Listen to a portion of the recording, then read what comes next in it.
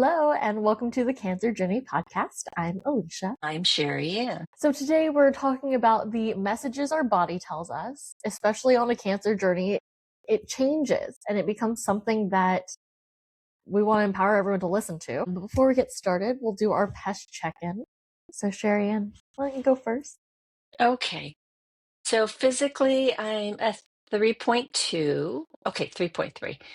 Emotionally, and so this is me just checking in and grounding myself and checking in with my body and all of me. Okay, so emotionally, I am a 4. Spirit is 4, and hope is 4.3.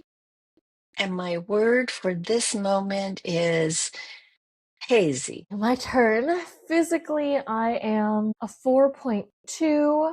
Emotionally, a 4.5.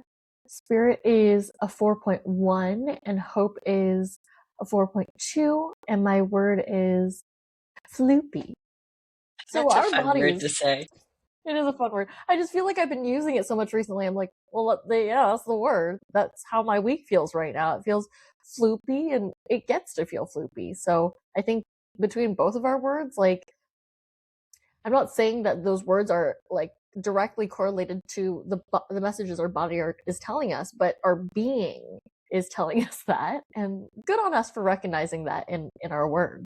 Yes, and the physicalness of our body is kind of cahoots with my emotions, and then that has it play onto how my spirit or how alive I'm feeling, or just like motivated to be present in life. And then that has an impact on the level of hope I have. So hazy, just information so everybody knows why I'm hazy, is I'm in major jet lag after a lovely trip. But it reminds me of that kind of drug side effect that you have when you're on a cancer journey, especially the treatment journey. It's like, I'm not quite here. I'm kind of present, but I'm not really present. And I feel like I'm drugged, even though I know that I'm not. And it's so like I'm in a cloud. It's the haze, thereby my word. But it's like, okay, so what's the message here, body? And then all that it encompasses my being. And it's more like, take it slow, be gentle. There's no pushing. It's like, because I don't where I would push or why I would, it's like I could push, but it feels like going through not a dust storm, but maybe it's like trying to go through a sandstorm. And it's like I'm pushing, but I can't really grasp Mm-hmm. things. Yeah. How are you feeling with your floopy? Feeling, well, I'll also say that like the assessment of where I am now is very much like a comparison of how I want to feel, which is like present, fully embodied, aware, energetic. I mean, I have energy. It is a little coffee fueled, so like that's like not real real energies. But there's like the floopy is in comparison to where I want to be or where I'd hope to be. And I think that when I put aside that comparison and I like get really just aware, not really aware, just aware, and like turn it internal and like what I'm feeling, there's like this like buzzing, again, caffeine in my veins right now, but also like mentally, like I feel like my scalp doesn't want to move. Like there's this tightness here, and there's like it's really hard to focus right Hmm. now. And so I feel like my thoughts, like I'm trying to hold on to something and it just escapes my grasp, and then it's like, and I want to effort as much to go retrieve it. So like right now that's kind of what my body's telling me. What my brain is trying to force me to do, because I'm trying to work, is like, okay, like hone in, write it down. I mean, you can slow down to do it, but do it. And my body's like, I don't want to. And what does your body want to do? That's a great coach question, Sherry Ann. My body wants to kind of wants to be outside. It kind of wants to move, but I don't want to fulfill have tos. I just want to like meander. Yeah.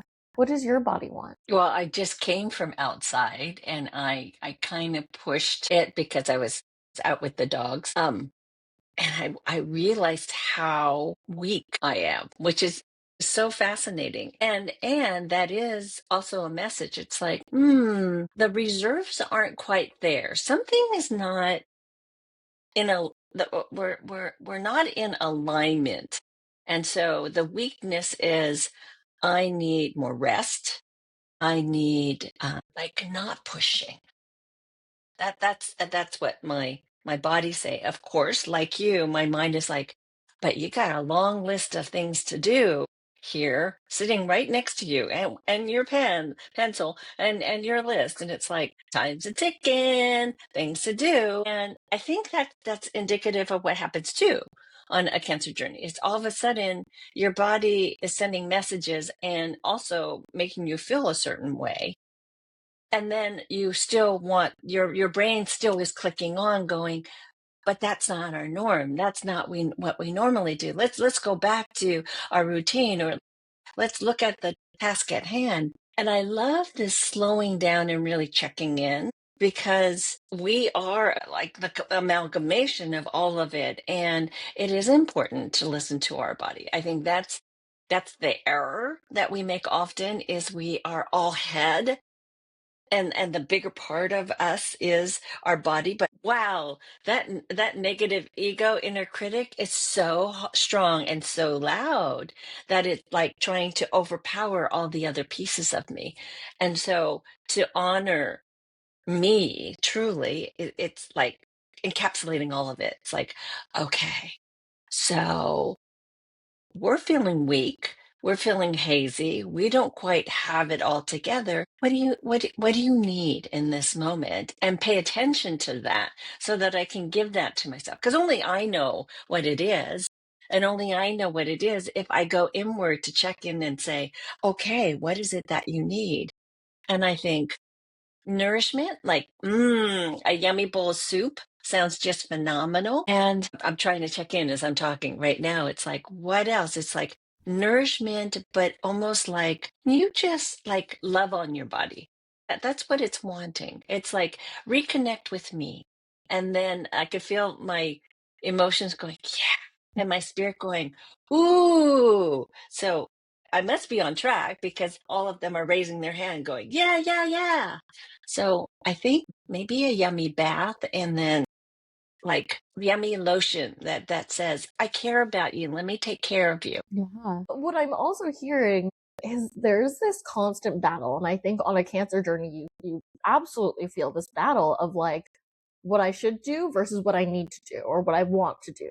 And we're even especially before your cancer journey, I think we're ruled so much more by that negative ego and what we should be doing and what's on the task list and what is progress and what does everyone else need and all those things that can very understandably feel very, very heavy. And sometimes that just feels like our entire life because that's all we focused on before this moment where we're like, I am exhausted.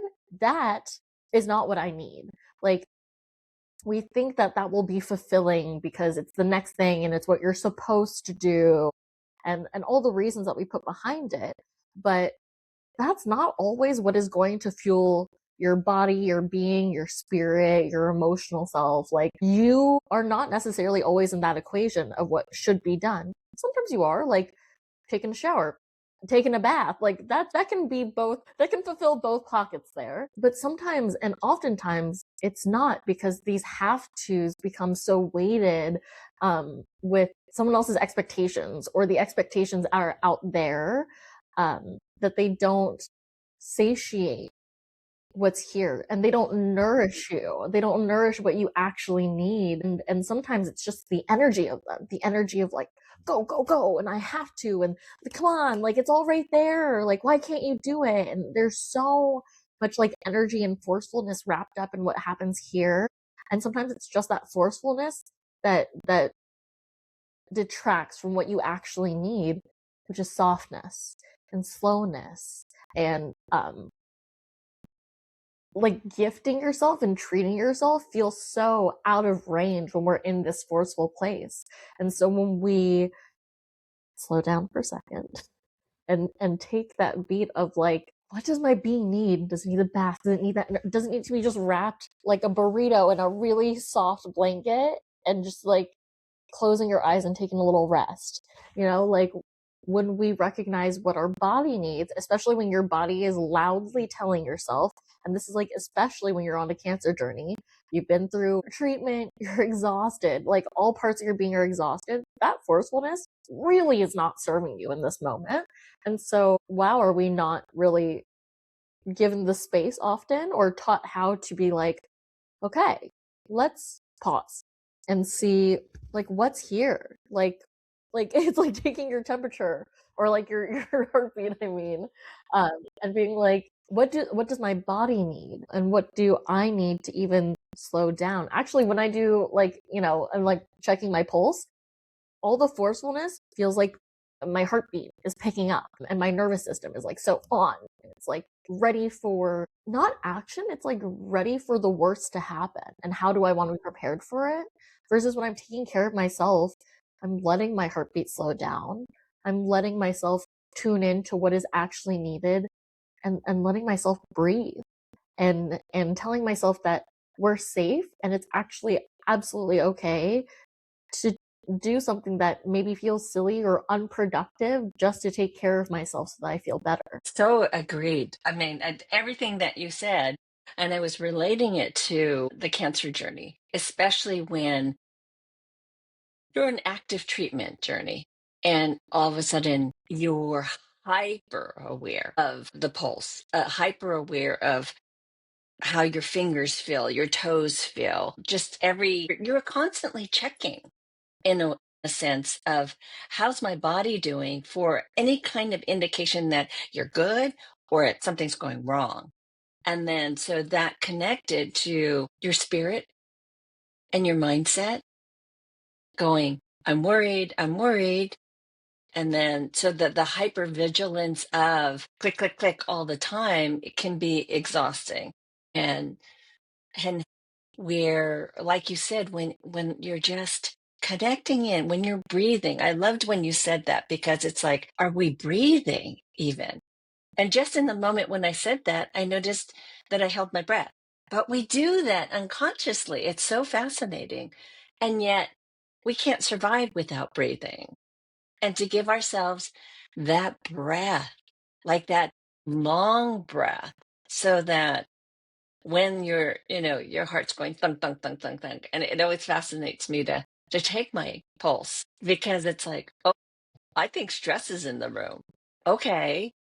And again, that could be unconscious too. It's like, what's really happening? There's so many places to check in with yourself, and breathing, like you said, helps us like take that pause, take a beat. Let's come back to us because only we know. Only we know. I'm going to underscore that and capitalize it. Only we know how we're feeling and what's happening inside of us. And so, because only we know, really, we're the only ones who can ask for what we need or give it to ourselves. Yeah. Because when we say the messages your body is telling you, you're the only one who can hear those messages. And no one else can really know from outside. I mean, maybe your leg hurts and you're limping and someone can make the assumption, but only you know for sure. The assumption is not knowing. The assumption is an assumption. It's a guess. And a lot of times, and we're talking about right now, like messages the body tells us, because so much of your emotional, spiritual, mental state can manifest into a physical expression or a physical feeling, right? Like you're hot and you're sweating because you're like overwhelmed. The physical manifestation is the sweating and the hotness and probably your heart rate picking up. Is that noticing is of the internal feeling of being overwhelmed, or like when you get really hot when you're frustrated, like that manifestation, again, your heart racing, is the feeling of being frustrated. Maybe you're crying because you're frustrated.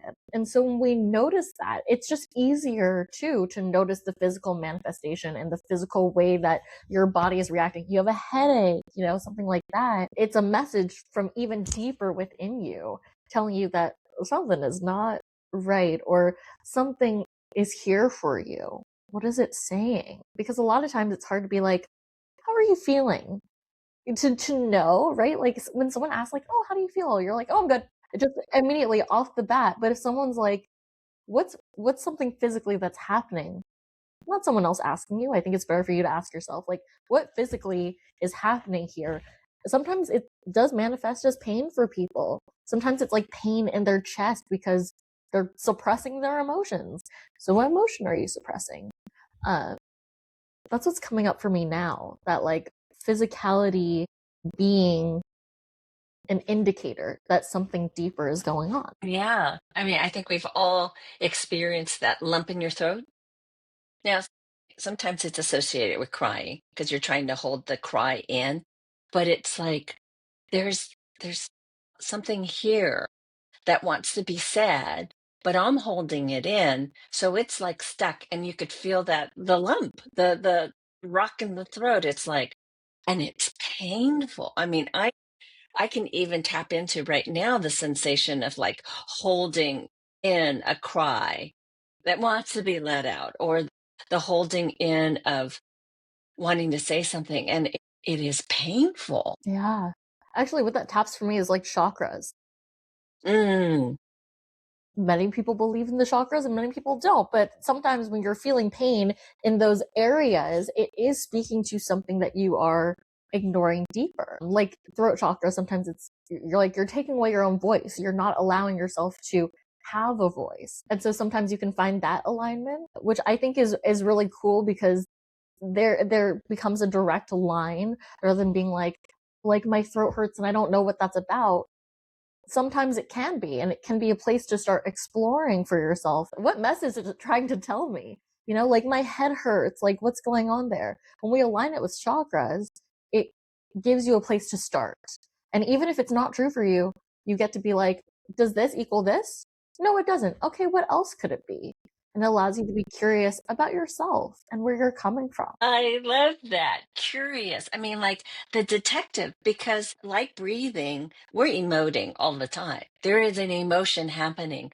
And when somebody says, "What are you feeling?" we have to actually pause, unless we're in the throes of maybe an anger explosion, or fear or panic, or sadness. Those are pretty visceral, and we can tap into that pretty quickly. But there are other ones. It's like, if I pause right now and I say, "Alicia, what are you feeling?" What would you say? And where do you go to check into that? Right.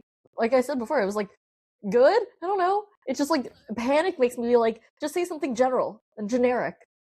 But if it's like, how is your body feeling? What, not just how, but like, what is your body feeling? And be like my head feels tense. And like, I feel like shaky, like ungrounded a little bit. That's the caffeine. I know that. But yeah, like it makes me tune into like, what is happening here?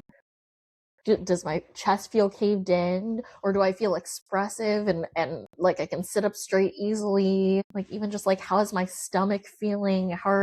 Like how grounded do my feet feel on the ground? Or like how even the jitteriness, like how is that feeling? It's the what rather than the how in this situation that's coming up for me. Right, because the how will take you into what to do with it, where the what is like being curious, that detective of what's going on. And when you went to the chakras, I just went to my solar plexus. So that chakra that's underneath the heart. And man, I like to say that's my second brain, that's my power center. And when there is a nod or tension there, it's like, what's that? What am I holding in? Where am I giving my power away? Where am I not living from what I want, but instead it's like maybe morphing and trying to people please and seeing what's, responding or reacting to what I think somebody else wants. It's like, interesting. Yeah. And it doesn't have to, like, you don't have to necessarily have the answer, but there is a lot more clarity in how you're physically feeling than emotions. Like, physical, I mean, your physical feeling is more tangible. I feel like that makes sense with the physicality. Whereas, like, emotional, mental, and spiritual will always feel more elusive. And therefore, sometimes it feels more like a throwaway for people because it's like, oh, it's always changing. I don't know. I can't hold it. It's so hard to define that I'm not even going to try. I'm not even going to go there. But when we can come from a place that is tangible, it gets to be a little bit easier to understand what is underneath. I have a takeaway. My takeaway is that when I'm feeling depleted, like I am now in this kind of hazy, I'm not truly connected with myself. What comes up is I need nourishment. I need to find ways to bring it back all together and nourishment on all levels, but on a very basic, hello body, thank you for asking me or telling me or tapping me on my shoulder. I need food nourishment. I'm not talking about let me go grab a bag of chips because that's not nourishing. It's satisfying sometimes to a part of me, but I really want to be nourished today. And I love like slowing down enough to hear that, like just the word nourishment. And then it's like, ah, all of a sudden my brain is calmed down. It's like, okay, we're not trying to figure this out. We just know that's what we're needing in this moment. That's my takeaway. Okay, so my PESH then is physically, it's like responding to your body and its message made my body feel better. And so I'm like a 3.6. Emotionally, I feel 4.3. Spirit, 4.4. Hope, ooh, 4.6. And my word is heard. Feels magical to go from hazy to heard. And heard by yourself, actually. Like, you're hearing your body's messages. And so it all just resonates. My takeaway is that, like, your body knows. Your body really knows, and it actually becomes like the pathway for like understanding what's deeper inside of you, and that when there is tension or pain or whatever you're feeling, there's a reason behind it, and there's also emotion connected to it. So to ignore that would be so silly. I love that in your takeaway you said what you discovered you need.